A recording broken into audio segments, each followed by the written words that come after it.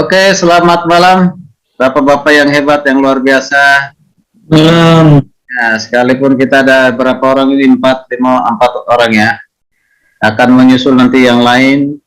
Tapi suara 4 orang ini suara 100 orang, ya. Amin, amin. Luar biasa. Jadi diskusi kita malam hari ini agak unik, mungkin agak jarang ya. Ya, Yesus melanggar hukum agama, benarkah? Atau istilah yang terkenal sekarang ini kan, ya penista agama kan gitu ya. Ada berapa orang yang masuk ke penjara lalu masih ada di baris krim karena tuduhan penista agama. Ya, penista agama gitu ya.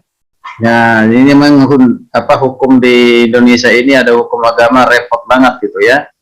Ya, Rusia dulu Pak Gus Dur itu harusnya ya panjang umurnya, lanjut usianya, bisa memimpin gitu kan. Karena waktu itu kan mau dibubarkan itu, negara nggak usah diurusin agama lah, ya, sehingga nggak ada undang-undang itu kan. Ya, nah itu jadi biar agama itu mengatur dirinya sendiri tertib kok seperti negara lain. Ya, nggak tahu di Singapura kayaknya negara yang nggak mengatur agama ya Pak Irwan ya. Singapura. Pak, saya kurang tahu Pak. Cuman di sana sih kayaknya nggak pernah ada yang kayak kita Pak. Nggak ada menteri agamanya, saya tahu di sana Pak. Iya. Jadi nggak diurusin gitu. Betul. Di Malaysia ada menteri agamanya. Saya tahu mayoritas di sana Muslim, tapi menteri agamanya bukan orang Muslim. Ya, bukan orang Muslim, justru yang dianggap minoritas menjadi menteri agamanya di sana. Ya. Nah, di Indonesia ini sedikit-sedikit ya penista agama. Nah, kalau kita melihat di dalam Alkitab ada tuduhan dari orang-orang Farisi bahkan ahli Taurat itu yang melanggar hukum agama yang mereka turunkan dari nenek moyang mereka ya, dan yang berdasarkan kepada hukum Taurat itu menjadi hukum agama, ya, hukum agama. Nah, jadi dengan kedatangan Kristus mengatakan sebenarnya yaitu kedatangannya bukan untuk membatalkan hukum Taurat, tetapi justru menggenapinya dan menyempurnakannya. Tapi kita melihat orang-orang Farisi ahli Taurat zaman pelayanan Yesus itu orang-orang yang pintar, cerdas dari pengetahuan, terutama pengetahuan hukum Taurat. Mereka adalah orang-orang yang sangat teliti, ya, orang sangat teliti dan berdiri teguh, kuat atas hukum Taurat, hukum Taurat. Makanya ketika mereka melihat atau mendengar Yesus melakukan hal seolah-olah bertentangan, ya, bertentangan dengan hukum agama yang mereka yakini percaya selama ini, membuat mereka merasa Yesus ini melecehkan, ya, bahkan melanggar hukum agama yang sudah ditetapkan oleh mereka dalam konsep mereka sendiri, ya, kebenaran mereka sendiri. Ya, jadi kalau kita baca, mungkin kita baca dulu ayat Alkitab ini ya, ayat 9 sampai 14. Sebenarnya ayat 1 sampai 14, cuma tidak apa-apa kita baca ayat 9 sampai 14 ya. Ya, firman Tuhan.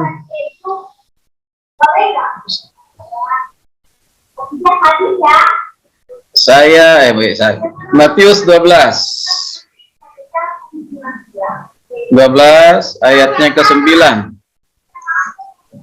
Ayat 9 berkata demikian dari Injil Matius 12 ayat 9 sampai 14. Setelah pergi dari sana, Yesus masuk ke rumah ibadat, ya, mereka rumah ibadat. Di situ ada seorang yang mati sebelah tangannya. Mereka bertanya kepadanya, bolehkah menyembuhkan orang pada hari Sabat? Maksudnya mereka supaya dapat mempersalahkan Yesus. Tapi Yesus berkata kepada mereka, jika seorang dari antara kamu mempunyai seekor domba dan domba itu terjatuh ke dalam lubang pada hari Sabat, ya, tidakkah ia akan menangkapnya dan mengeluarkannya? Bukankah manusia jauh lebih berharga daripada domba? Karena itu boleh berbuat baik pada hari Sabat. Lalu kata Yesus kepada orang itu, ulurkanlah tanganmu. pada orang yang tadi tangannya mati sebelah, dan ia mengulurkan tangannya, maka pulihlah tangannya itu dan menjadi sehat seperti tangannya yang lain. Lalu keluarlah orang Farisi itu dan bersekongkol untuk membunuh Yesus. Ya, jadi sebelum ayat 9 sampai 14 ini kan kita juga bisa baca murid-murid Yesus memetik gandum ya di hari Sabat. Lalu Yesus melakukan pelayanan kesembuhan kepada orang sakit di hari Sabat. Jadi murid-muridnya dan Yesus ini dalam tanda kutip melanggar hukum agama yang sudah mereka pahami selama ini. Dan itu tertulis tentunya, ya tertulis. Nah, jadi kalau kita perhatikan, ya, jadi pertama yang menjadi pertanyaan kita, apakah hari Sabat itu? Ya, apakah hari Sabat? Begini, masih ada beberapa orang, bahkan mungkin cukup banyak juga ya, mereka memahami hari Sabat itu adalah hari Minggu. Bahkan berdoa pun, kami berdoa di hari Sabat ini, padahal itu hari Minggu. Ya, datanglah ke gereja, utamakan di hari Sabat datang beribadah. Itu padahal hari Minggu, yang dimaksudkan Minggu itu. Ya, tapi kalau kita lihat dari Alkitab itu kan sebenarnya bukan Minggu ya. Ya, itu hari Sabtu ya, hari Sabtu ya, bukan di minggunya ya. Nah, lalu mengapa orang masih punya pemahaman hari Minggu menjadi hari Sabat? Lalu yang kedua, mengapa orang Kristen tidak beribadah di hari Sabat tetapi justru di hari Minggu? Ya, hari Minggu. Nah, ini penting. Jadi Yesus menyembuhkan orang sakit dan juga murid-muridnya petik gandum di hari Sabat. Bukankah hal ini termasuk pelanggaran atau disebut sebagai dalam tanda kutip penistaan agama? Ya, mengapa orang-orang Farisi pada saat itu marah kepada Yesus? Karena Yesus melakukan yang baik sebenarnya, yang sangat baik, ya, menolong orang sakit, gitu kan? Menolong orang sakit. Yesus peduli, Yesus punya belas kasihan. Tapi mereka marah, bukan hanya marah, tapi hendak mau membunuh Yesus. Ya, membunuh Yesus. Nah, lalu kita lihat kehidupan sekarang, umumnya orang Kristen itu beribadah di hari Minggu. Nah, bukan juga hari ini, bukankah hari Sabat itu adalah hari Sabtu? Ya, bukankah ini juga suatu pelanggaran? Nah, ini yang menjadi diskusi kita. Ini penting. Mengapa saya katakan penting? Terutama pemahaman hari Sabat, hari perhentian. Nah, dikaitkan dengan kita beribadah bukan di hari Sabtu seperti Advent di hari Sabtu. Kita rata-rata Protestan dan juga karismatik Injili ibadahnya justru di hari Minggu. Ya. Nah, ketika kita beribadah di hari Minggu, alasannya apa sebenarnya? Ya, alasannya apa? Apakah itu tidak termasuk suatu pelanggaran? Karena di mereka punya pemahaman bahwa kita ini tidak konsekuen. Ya, tidak konsekuen. Kok Alkitab katakan beribadah hari Sabtu, makanya mereka ya ke sana dulu. Ya, makanya mereka mempertahankan diri ibadah di hari Sabtu karena itulah hari Sabat, hari perhentian, hari peribadatan gitu. Ya, nah ini yang menjadi diskusi kita. Mungkin sedikit saya coba kutip dulu Matius 12 ayat 1 sampai 8. Ini ayat 1 sampai 2. Ayat 1 sampai 2. Ini tuduhan ini. Ya, tuduhan dari orang Farisi kepada Yesus dan juga menyangkut murid-muridnya ya. Murid-murid itu dituduh mencuri karena apa yang mereka lakukan itu bukanlah pencurian karena memang diizinkan oleh Tuhan untuk melakukan hukum Taurat. Dalam arti ya di sini kalau kita perhatikan di Ulangan 23:25, mereka dituduh bukan karena mencuri, ya, bukan karena membunuh, ya, seperti dilakukan oleh hukum Taurat, ya, 10 hukum Taurat, tetapi mereka melakukan, ya, melakukan suatu aturan yang sudah tidak boleh dilanggar untuk melakukan itu di hari Sabat, ya, pada hari Sabat, ya, yaitu memetik gandum, menyembuhkan orang sakit pada saat hari Sabat itu dianggap melanggar oleh orang Farisi. dianggap, ya. Nah, jadi pada hari Sabat itu memang benar-benar ya mereka berpatokan kemana? Larangan. Ya, larangan yang ada di kitab juga, di kitab yang ditulis. Satu saya baca kitab Keluaran ya. Keluaran 20. Keluaran 20 ayatnya yang ke-8-11. Nah, ini ayat 8 dan 11 dari Keluaran 20 berkata demikian, ingatlah dan kuduskanlah hari Sabat. Ingatlah dan kuduskanlah hari Sabat. Artinya dikhususkan, ya, dispesialiskan, ya.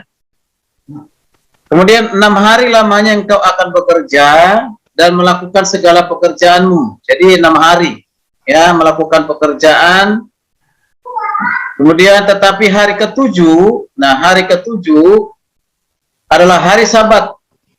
Ya, hari Sabat Tuhan ini loh, hari Sabat Tuhan. Allah mengap, maka jangan melakukan sesuatu, jangan melakukan suatu pekerjaan. Engkau atau anakmu laki-laki atau anakmu perempuan ataupun hambamu laki-laki atau hambamu perempuan atau hewanmu atau orang asing yang di tempat kediamanmu. Ya, sebab 6 hari lamanya Tuhan menjadikan langit dan bumi. Nah, ini dasarnya nih. Laut dan segala isinya. Ia berhenti pada hari ketujuh, itulah sebabnya Tuhan berkati hari Sabat. Tuhan memberkati hari Sabat dan menguduskannya. Wow, nah ini kan, nah sangat jelas sekali bahwa hari Sabat itu adalah hari yang istimewa. Hari ketujuh, hari perhentian, hari beribadat, ya, hari beribadat. Maka dilarang di situ untuk melakukan yang sifatnya aktivitas yang lain. Tidak boleh, baik itu perempuan, laki-laki, anak-anak, bahkan juga sampai kepada hewan loh. Ya, hewan atau orang asing.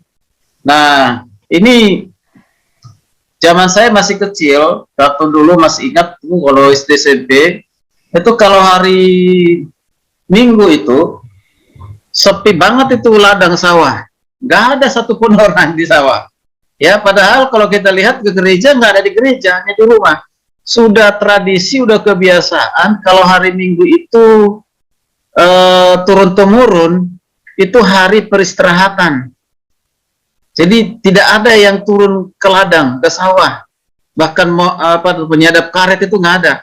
Semuanya istirahat di rumah. Ya, tidak beribadah tapi istirahat gitu. Ya, istirahat. Nah, kalau melakukan itu ada teguran. Kamu nggak menghargai, menghormati hari Sabat ya, ada teguran. Sehingga ada banyak orang merasa tidak enak ya untuk pergi ke ladang, ke sawah, melakukan apapun itu, sehingga dia menahan diri di rumah. Sampai hari ini masih ada yang seperti itu. Nah, lalu kita hubungkan dengan Yesus yang melakukan tadi penyembuhan orang sakit di hari Sabat dan murid-muridnya ya memetik gandum. Ini kan dalam tanda kutip di hadapan orang Farisi itu pelanggaran sesuai dengan agama yang mereka selama ini. Tapi kalau Yesus di sini coba kita lihat, seolah-olah meringankan ataupun seolah-olah kompromi dengan hal itu. Ya, kompromi dengan hal itu. Sehingga sekalipun orang Farisi pada saat itu mengkritik, bahkan mungkin marah kepada Yesus, Yesus tetap lakukan. Ya, di ayat 4:13-14 itu Yesus tetap melakukan ya penyembuhan bagi orang sakit yang mati tangan sebelah itu. Dia tetap lakukan. Yesus tidak kompromi. Apakah ini disebut dengan melanggar hukum agama atau penistaan agama? Nah, ini yang menjadi diskusi kita. Silakan, untuk sementara itu dulu pengantar dari saya. Nah, untuk penjelasan nanti berikutnya mungkin menambah yang punya dari pendapat dari teman-teman itu nanti mungkin bisa di akhir dari diskusi. Silakan. Siapa dulu?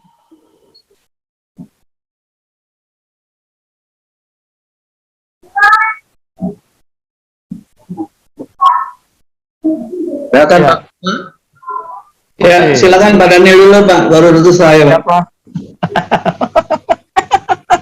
Senior dulu lah. Nunjuk Pak Elia. Silakan Pak Daniel, silakan. Ya, terima kasih.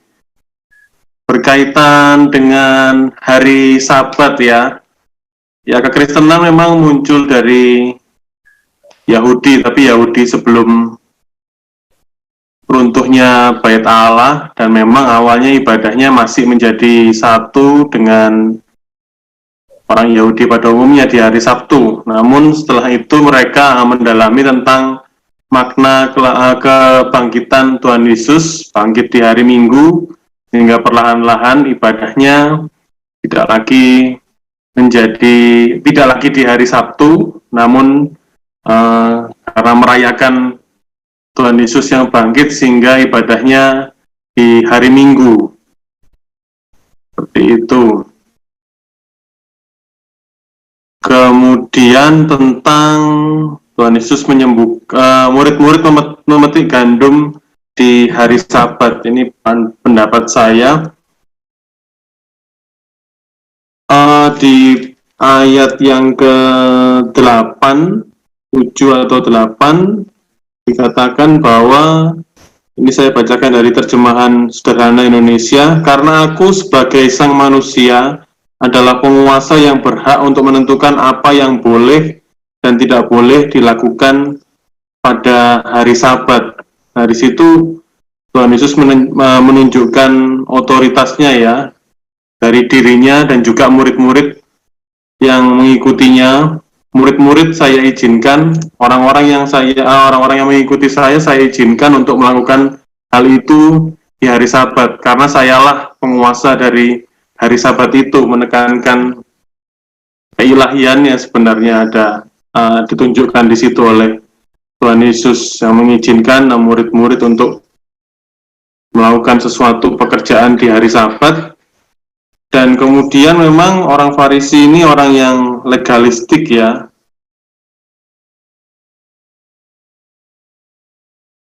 Sebab itu Tuhan Yesus menunjukkan hal-hal yang demikian.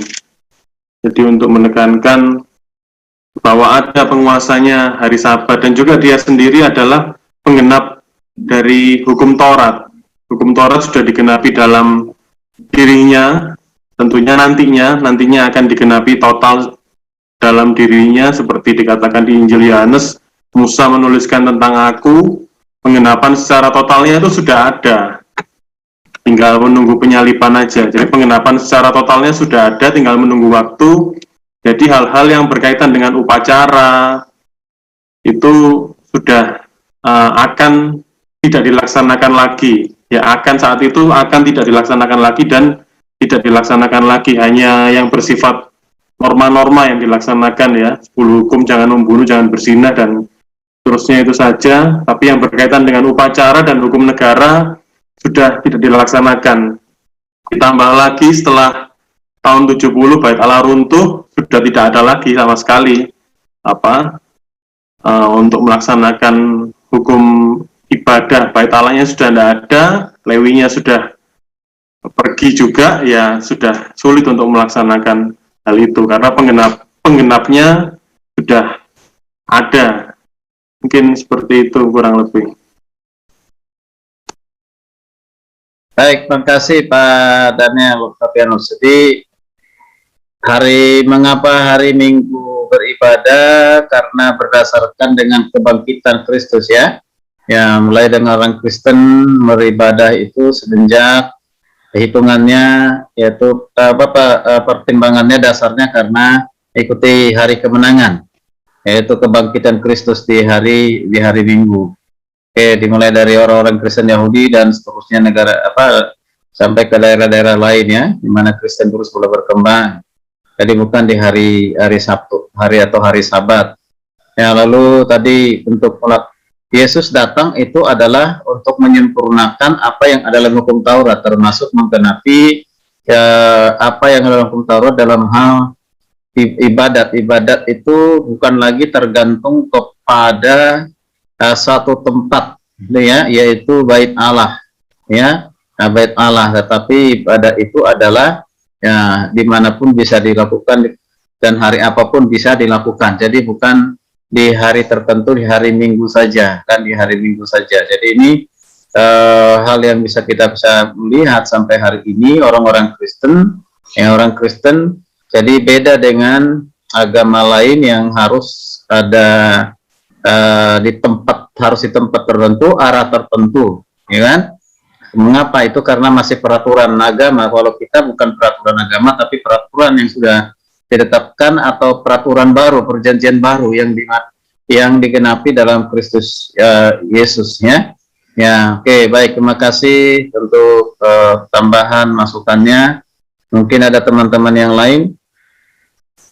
Silakan lanjut. Pak Elia dulu, Pak Ian. Ya, saya dulu sebelum Pak Gemelia.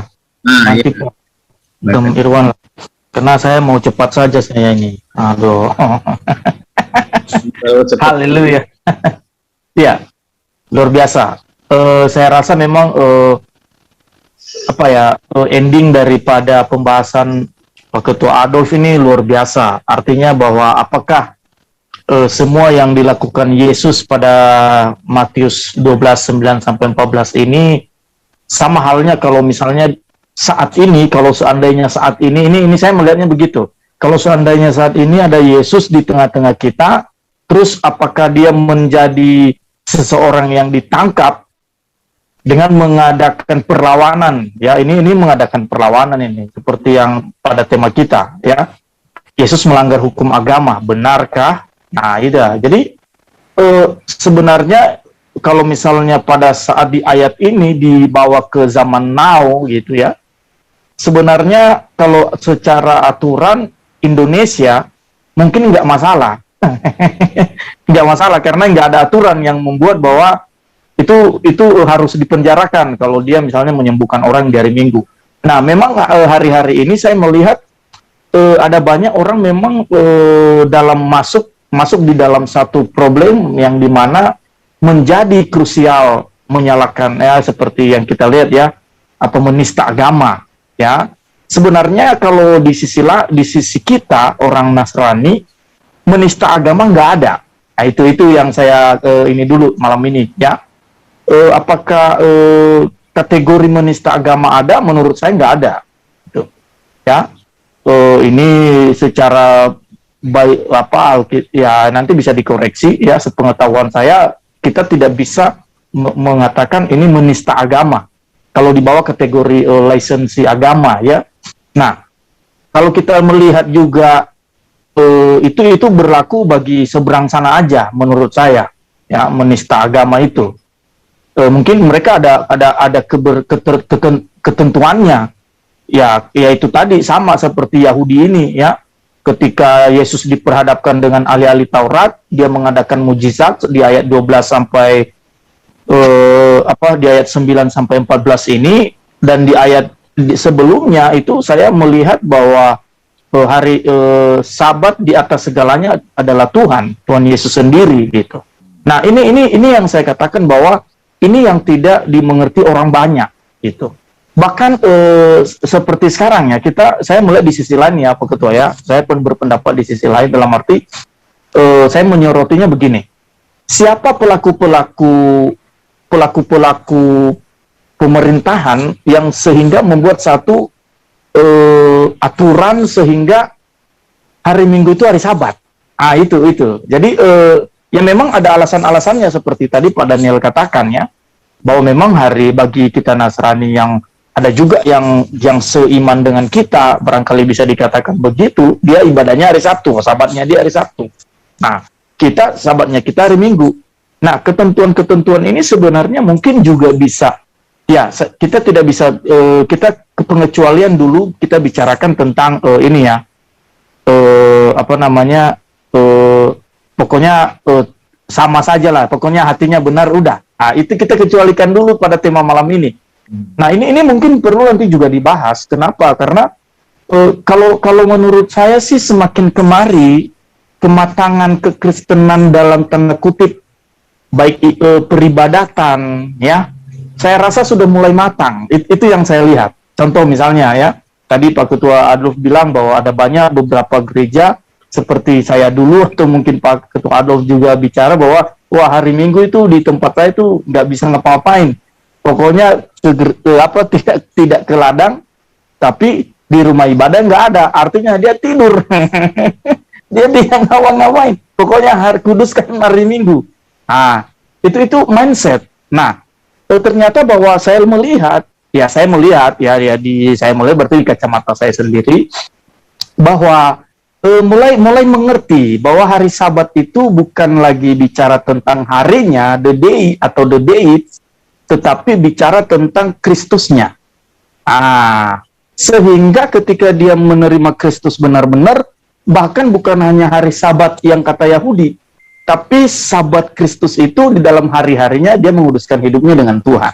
Itu yang saya lihat. Nah, kalau kembali ke tema sekarang, apakah Yesus atau misalnya kalau dibawa kejadian di dalam Matius itu ke hari-hari sekarang, menurut saya mungkin tidak terlalu bisa dikatakan Yesus ini menista agama, karena dalam kategori dia menyembuhkan orang ya di hari Minggu apa di hari Sabat, karena bahkan bukan hari-hari ini bahkan bukan pendeta pun dia bisa sembuhkan orang. bisa jadi ya. Nah itu, jadi kalau soal itu, jadi nggak ada yang keberatan menurut saya gitu loh. Nanti urusannya sama Tuhan lah, dia benar apa tidak gitu kan. Nah, hanya yang menjadi fenomenanya adalah yang sepupu kita ini yang menjadikan itu menista. Nah ini yang harus kita pikirkan. Itu menurut saya. Sementara dulu Pak Ketua. Thank you. Oke, baik. Terima kasih Pak Yan. Jadi istilah penistaan agama itu tidak ada di dalam Kristen, dan kita memang tidak pernah menyebutkan itu kepada agama lain, ya. Dan agama lain yang menyebutkan itu sebagai penista, bahkan hukum Indonesia kan gitu ya. Nah makanya negara-negara lain, negara-negara Eropa terutama, ya heran dan prihatin dengan hukum Indonesia ini ada namanya hukum penista agama, kan gitu ya. Ya. Negara-negara lain kayaknya nggak ada itu, ya, jadi sorotan juga gitu. Jadi memang di dalam Alkitab betul ya, tidak ada istilah untuk penistaan agama itu, ya, tidak ada ya. Jadi yang kita bisa ya perhatikan di sini nanti akan saya jelaskan ya. Ya, kembali kita lihat tadi, benarkah Yesus melanggar hukum agama? Saya akan menjawab sementara itu benar, tapi benar dari pihaknya siapa? Itu pertanyaannya kan gitu ya. Ya gitu. Ya benar, tapi benar dalam pihak siapa kan gitu. Ya itu nanti yang oke, makasih Pak Yan, silakan Pak Elia.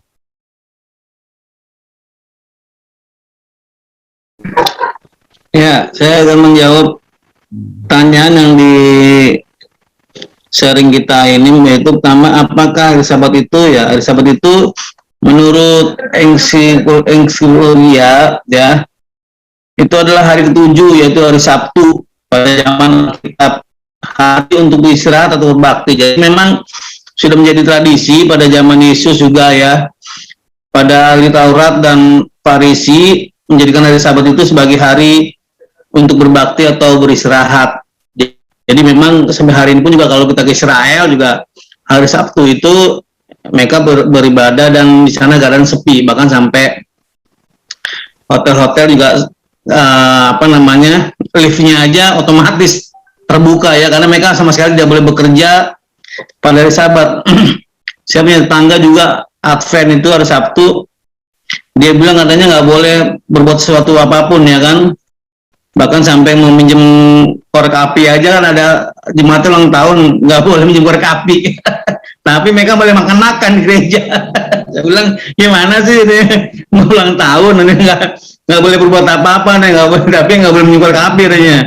Tapi mereka makan-makan di gereja. Saya bilang kalau namanya beristirahat udah nggak boleh lakukan apa-apa ya, cuma ibadah aja kan gitu.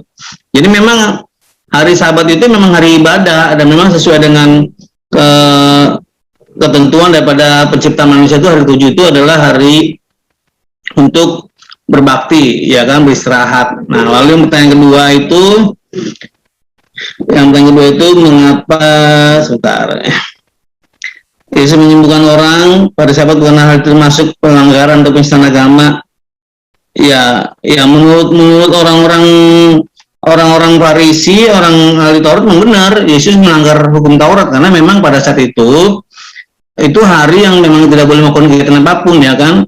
Makanya ketika Yesus berkata, kalau ada kambing dombamu masuk ke dalam sumur, apakah pada hari Sabat apakah kalian tidak akan menyelamatkannya, atau anak kalian jatuh ke dalam jurang, ya kan?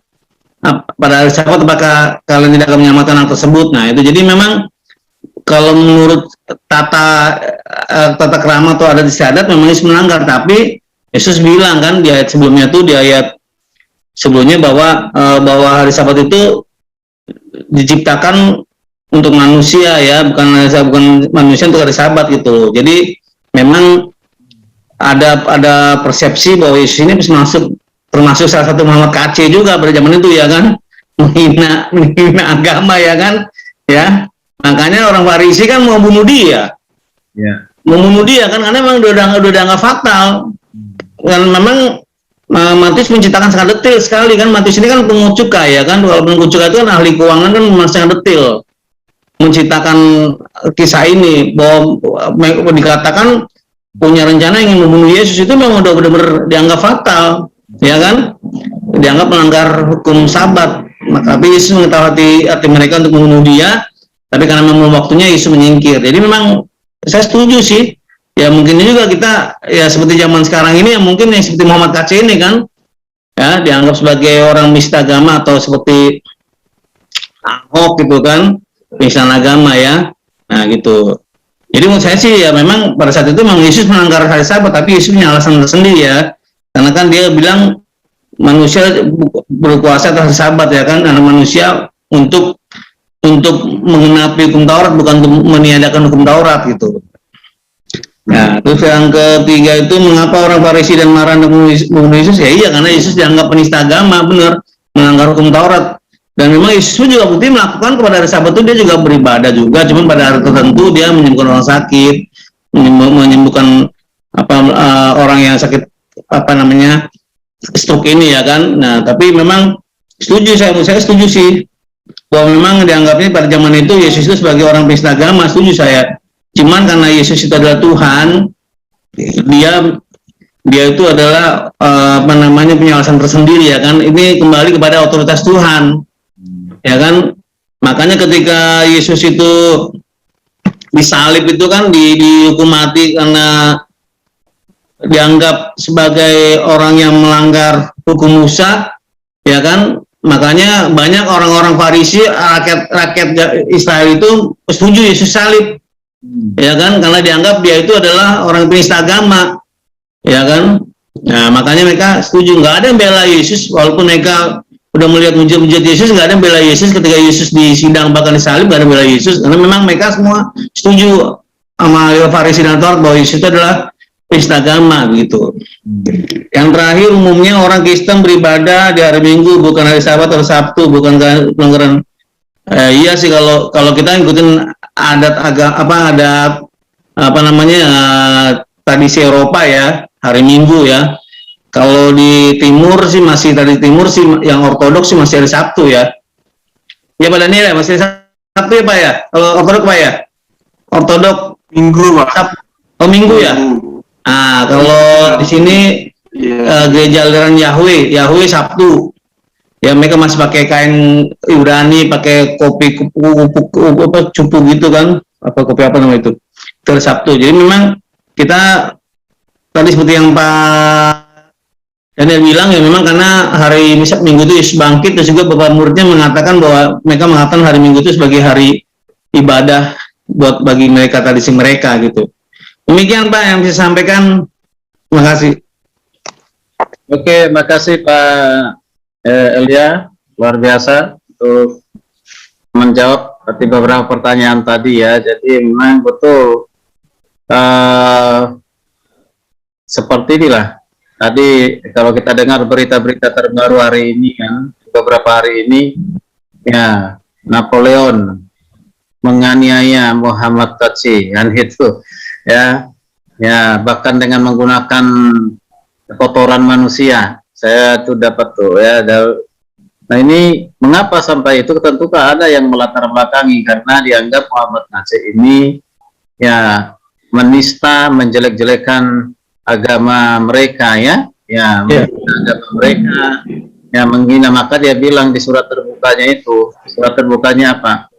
Ya, saya pribadi boleh dihina, tapi jangan menghina Tuhanku, jangan menghina agamaku. Nah, kan? Ya, saya akan bela sekalipun taruhannya nyawa. Wah, luar biasa. Katanya Tuhan dibela ya, luar biasa ya. Nah, agama dibela. Nah, ini jadinya itu. Tapi selama ini ya beliau ada di mana kan gitu ya. Ya, waktu sebelum di penjara jadi tahanan Bareskrim, beliau ada di mana? Sudah banyak yang teriak-teriak seperti itu di luar sana. Nah, setelah di dalam dia memperlakukan seperti itu kan gitu ya. Nah ini kan ya inilah dari pihak mereka itu dianggap menghina sehingga perlu dibela. Nah, jadi kalau kita hubungkan dengan orang Farisi ahli Taurat tadi, orang Farisi itu sampai membunuh Yesus loh. Itu kan sudah apa itu namanya, sudah berarti sudah sangat fatal dalam ajaran agama mereka, pelecehan betul yang dilakukan oleh Yesus dalam tanda kutip terhadap agama mereka yang sudah dibangun selama ini. Karena itu kan memang mereka dirikan berdasarkan ya ucapan dari Tuhan sendiri setelah menciptakan dari hari pertama sampai yang ke-6, lalu hari ke-7 adalah perhentian. Jadi hari disebut dengan Sabat. Sabat itu adalah hari, Sabat itu bahasa Ibrani ya. Sabat berarti istirahat, hari peristirahatan yang sudah ditentukan. Ya berarti ya berhenti dari segala aktivitas. Tapi pada saat itu Yesus melakukan aktivitas penyembuhan, aktivitas petik gandum. Tampil beda. Nah ini kan itu buat mereka sangat marah sekali gitu ya. Benar itu dalam konsep mereka. Benar dalam konsepnya mereka. Oke, baik. Ya, silakan. Mungkin tepat sekarang kita tunggu dengan Pak Irwan. Ya, ini pasti lebih luas lagi nih bahasannya. Silakan.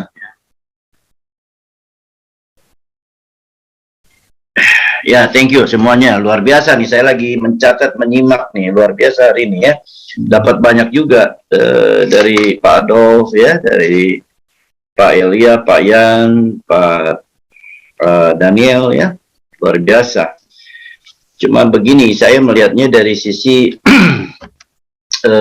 mengapa Yesus menyembuhkan orang sakit pada hari Sabat, sehingga kita sebagai manusia itu menyebut Yesus itu menista agama ya. Nah ini satu hal yang menarik sebetulnya. Tapi disadari atau tidak, kita melihatnya dari dua sisi yang berbeda ya. Ya kalau saya perhatikan di sini memang pada waktu itu ya, pada waktu itu terjadi reaksi orang-orang Farisi terhadap Yesus itu memang sudah didasari oleh kebencian ya. Kebencian orang-orang Farisi, ahli-ahli Taurat itu kepada Yesus itu sedemikian rupa sudah terbentuk ya, sehingga kebencian ini melandasi akhirnya ya, di mana setiap gerak-geriknya Yesus itu selalu diperhatikan ya. Makanya saya lihat di sini di Markus 3 ayat 2 dikatakan mereka mengamat-ngamati Yesus. Kalau ia menyembuhkan orang pada hari Sabat. Nah, berarti memang itu sudah masuk ke dalam satu skenario atau ada satu pemikiran ya, paling tidak pemikiran lah. Walau mungkin terlalu skenario, mungkin terlalu ekstrim, tapi kalau ini sudah masuk dalam satu pemikiran bahwa kalau Yesus menyembuhkan, nah kita masuk ke dalam pasal penistaan agama, ya, istilahnya kalau sekarang nih, ya, itu yang ditunggu-tunggu sebetulnya gitu kan, ya. Jadi ahli Taurat dan Farisi ini memang menanti-nantikan, mencari-cari ya, mencari-cari kesalahan, mencari-cari celah untuk menjatuhkan Yesus ya itu. Nah, jadi memang perbedaan pandangan, perbedaan pemikiran, perbedaan visinya itu beda sekali. Nah, ini yang sulit ya. Kalau seperti sekarang aja lah. Itu saya bayangkan dulu dengan sekarang itu hampir mirip situasinya, ya. Kalau dulu yang dihadapi orang Farisi ahli-ahli Taurat, yang sekarang kita hadapi adalah orang-orang yang berjubah, yang mengaku ahli agama, yang ahli-ahli kitab, yang ahli-ahli Tuhan, yang pemilik surga. Ya, apa bedanya dengan sekarang? Ya kan? Ya, walaupun kita berbuat kebaikan, kita menyatakan bahwa itu kita benar, buat mereka itu tidak penting. Yang penting lu salah, lu menistakan agama, sudah. Loh, betul ini terjadi loh. Seperti Ahok aja ngomong sedikit aja, surat Al-Maidah aja sudah langsung ditangkap. Itu jelas sekali. Jadi bahwa dasarnya memang kebencian. Semuanya itu didasari oleh kebencian. Sehingga kalau sudah demikian, apapun pasti salah. Ya, makanya memang luar biasanya, tapi Yesus itu luar biasa. Beda. Itu karena Yesus adalah Tuhan, Yesus adalah Allah, dia menjawabnya tuh dengan suatu hal yang luar biasa yang tidak kita sangka-sangka, kita duga-duga.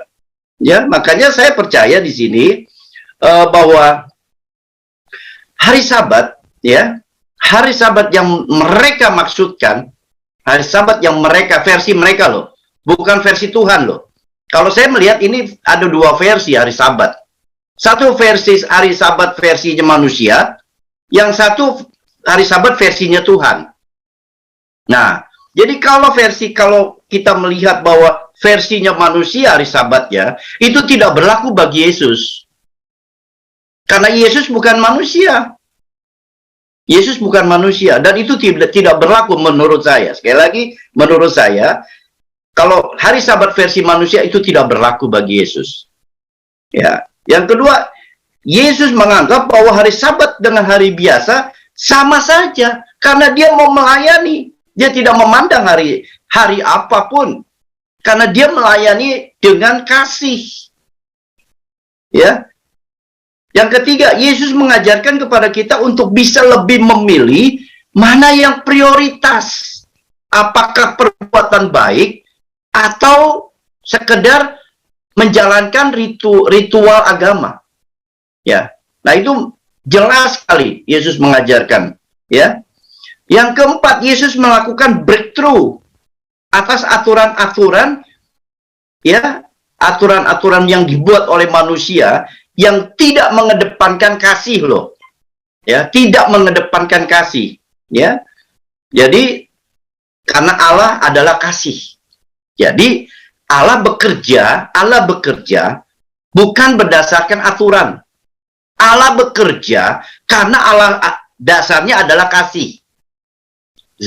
Maka saya bilang tadi, kalau Yesus melakukan hari Sabatnya berbeda dengan kita. Dia melakukan hari Sabat itu versinya Allah, yaitu apa? Kasih. Begitu, ya. Jadi ini luar biasa. Saya dapatnya tadi saya catat semua. Wow, ini saya dapat luar biasa, ya.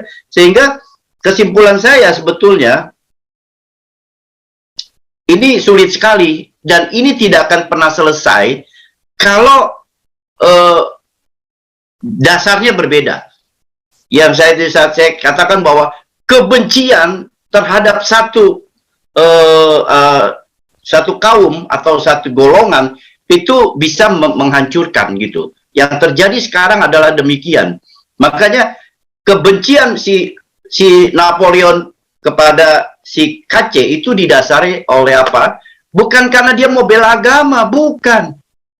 Dia bukan membela agama. Kalau dia membela agama, dia nggak pernah korupsi. Hidupnya pasti benar. Dia nggak pernah berbuat dosa. Dia nggak akan pernah dipenjara kalau dia mengedepankan agama loh. Dia bukan itu yang dia lakukan, tetapi dia melakukan itu karena kebencian. Sehingga dia lakukan itu, ya. Jadi saya itu dulu Pak, saya dapatnya itu dulu ya. Thank you semuanya, Tuhan berkati. Baik, puji Tuhan. Tadi pemaparan dari Pak Abraham Irwan itu semakin diperlengkapi ya, semakin kaya, luar biasa. Dalam arti kita melihat di sini yang orang Farisi itu ya dasarnya memang sudah benci dengan Yesus. Jadi apa yang dilakukan oleh Yesus pada saat hari Sabat itu pemicu membuat mereka semakin mengganas gitu, semakin menggas gitu, semakin ganas gitu ya. Karena memang udah dari kebencian ya, dari kebencian.